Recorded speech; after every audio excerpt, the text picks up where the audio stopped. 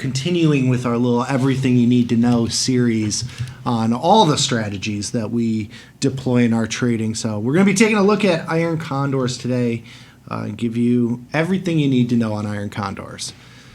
So an iron condor, it's a delta neutral option strategy. It's made up of a combination of a short out of the money put spread and a short out of the money call spread. If you've heard condor before, it's the same sort of setup as a condor, but you're trading all out of the money spread. So a condor would be like an in the money call spread, long call spread with a short out of the money call spread. Iron condor is just out of the money option. So you replace the long spread with a short opposite spread. So a short put spread instead of the long call spread. Setup for these trades. So of course we're looking for high IVR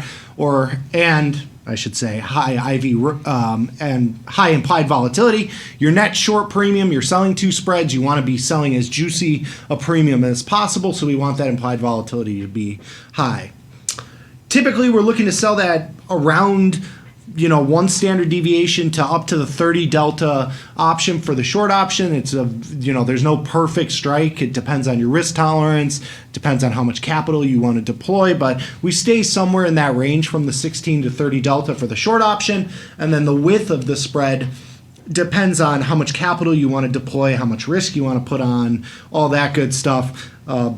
We will talk about spread width as kind of a really big, important part of iron condors, typically or specifically in reference to number of contracts versus width of the spread. We're going to go into depth on that. But for the setup, if you're doing this as a 30 delta short options, we want to collect about 1/3 the width of the strikes. If you're going, say, $5 wide or $10 wide, we target around 1/3 the width of the strikes, and that's in the total position. So you might sell $1 in premium on the call side and $1 and $2 in the put side. Net, we want to collect about $3 in premium for that whole position on a $10 wide.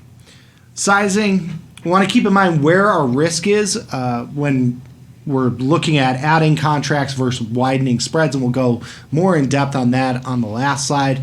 And one more point just with futures, and especially because we were talking about some of these futures contracts we're trading, keep in mind that with futures you have span margins, so you get relief on the buying power being used on the position, so you're not putting up the full max risk. But as things change with that futures contract, meaning the price of the underlying moves and gets closer to one of your spreads, or volatility increases or time passes, you can see that buying power expand and get closer to your max loss. So just keep in mind with futures contracts, you have a much more dynamic buying power than you will with something like SPY, where the buying power used is going to be equal to the risk on the position.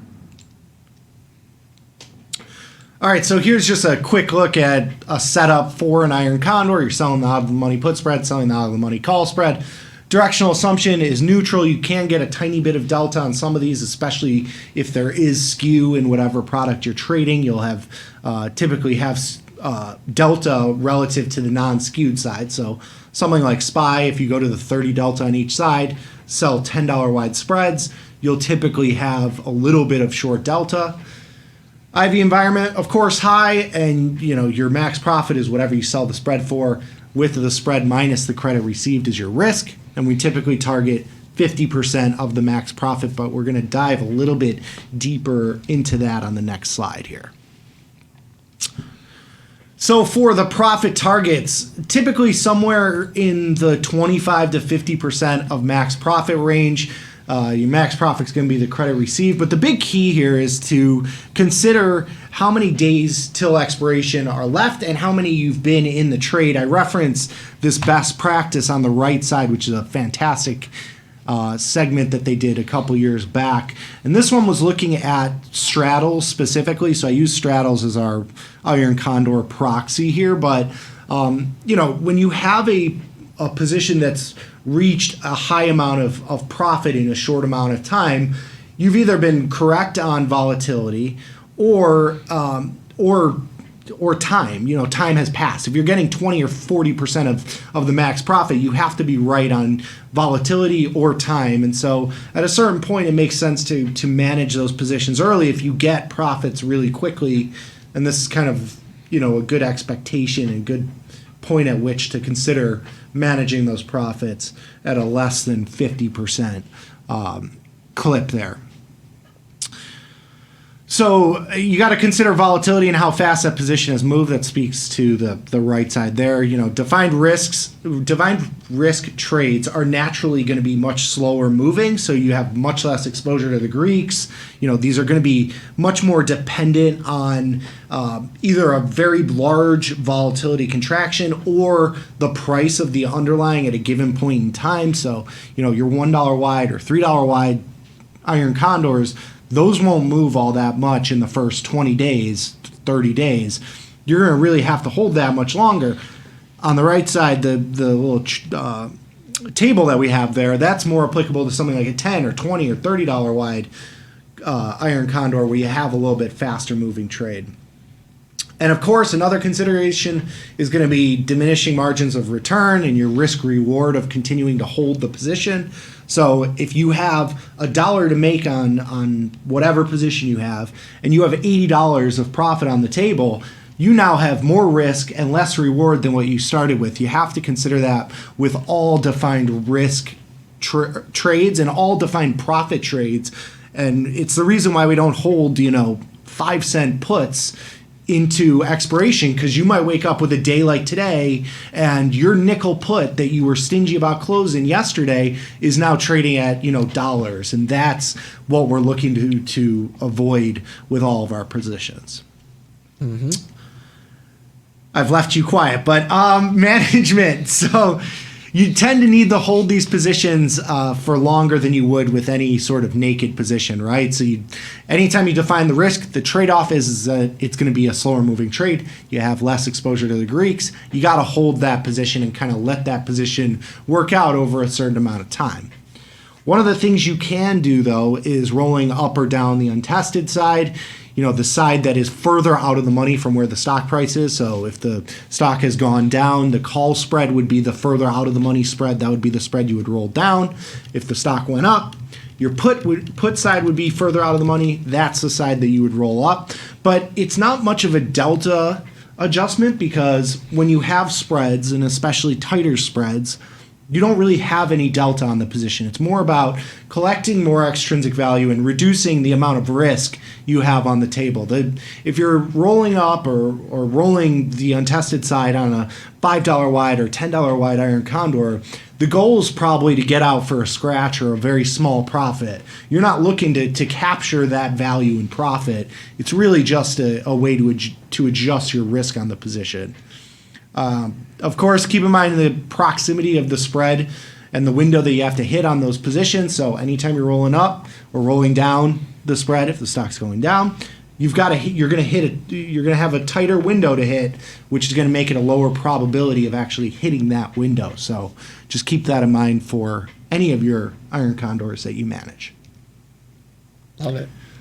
Lastly, my favorite slide, I've referenced this a ton. I've used this on live events. I love this slide. It's a perfect example of risk and perceived risk that people don't always consider. So on the top here, on the left side, I referenced the market measure that's from. It's a hidden risk of narrow iron condors from May 30th, one day before my birthday, just putting that out there, May 31st.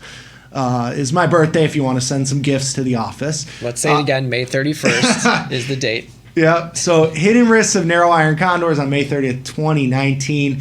It looked at SPY iron condors from 2005 to 2019. So it's a really powerful table here. On the top, you've got the average loss, the average actual loss, or the average potential loss, I'm sorry. At the top, average actual loss, and then the actual loss is a percentage of the potential, right? So what you're looking at here is that on $1 wide spread, you're collecting half the width. You basically have the same risk reward. If your potential loss is 47 cents, your potential profit is 53 cents. Same, risk one to make one type trade. But you'll see that your actual loss on these positions is very much the max loss, right? So there's no wiggle room. This sort of trade is a 50-50 shot, and if you are right, you make the full amount. If you're wrong, you lose the full amount. As you move further over to the right and you look at the $3 and the $5, once you get to that $10 and $20 wide spread, you see where the big positive comes into play here, and that's the actual loss that you realize as a percentage of the max loss. So when you look at the $20 wide spread and you say, okay, I'm putting up $1,700 in risk, that's my max loss, you're going to lose $1,700 much less often than you would the $1,700 on 20 contracts of the $1 wide.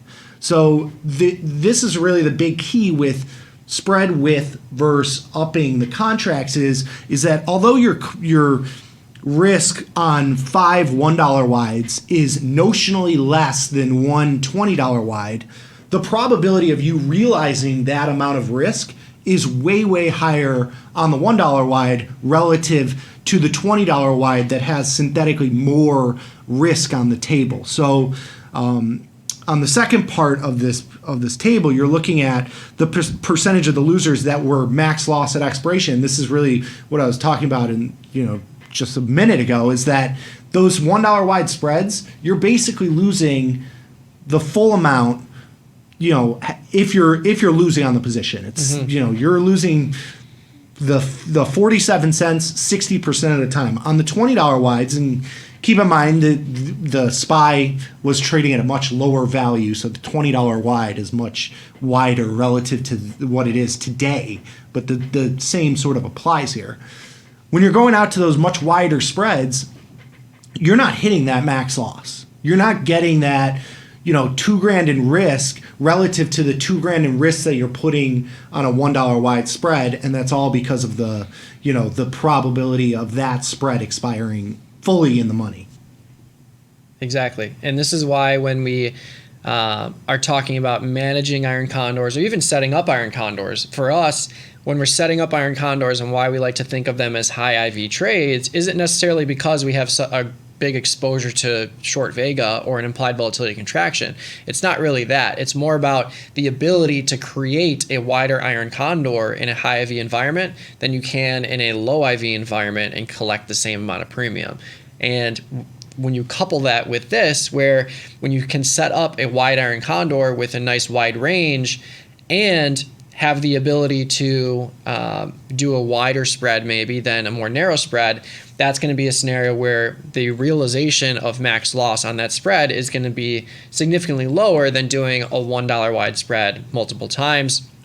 And also speaks to why, if we're tested on an iron condor, which is going to happen from time to time, instead of moving those $1 or $3 or $5 wide spreads in closer to the stock price and moving our proximity closer to the stock price where we can actually be profitable, collecting pennies on the dollar relative to a strangle, we're likely just going to close that untested side and just remove the risk from that side entirely. Because like we see here, if you have a narrow spread, you should realize that your max loss potential is significantly higher than if you have a $10 or $20 wide spread. Mm-hmm. So keep that in mind. And if we have a $10 or $20 wide spread, we're more apt to move those strikes in because we're not only not expecting to realize that max loss for the strike going fully in the money, but we're going to collect significantly more to actually take on more risk. For sure. One other final point just with the spread width. It's not so much about the width, it's about the delta of that long option that you're buying and the value of that option, right? So a 5 or 10 or 20 point wide spread in SPY, you're selling a 30 delta option and you're buying a 15 or 20 delta option. That's a heavy delta. If you're looking at a spread in, say, Oracle, there's no difference between going $10 wide and $15 wide because the option that you're buying is a 1 or 2 delta option. So when you think of spreads, think of it in reference to the deltas of the position and not so much about the width. So, this study still applies, but just consider that, if you're buying 10-cent long options to define the risk, you don't need to go further out of the money. You can up the contracts. But if you're looking at a SPY 20 delta long put that you're buying for $4 or $5, then it makes sense to roll that further out in time because that value drop off becomes bigger. Yeah. So instead of buying a $5 wide long option for 10 cents and moving it to a $10 wide for 5 cents, there's no reason to do that because you're not giving yourself any benefit to doing that. But in SPY, if you're buying the $4 wide or you're buying the $4 option at $5 wide and you're looking at moving it to a $10 wide and you can save yourself $2, that's a big difference. Yes, exactly. Love it. So that's it for Iron Condors. Good little segment there. We'll be covering more of these to come in the near future.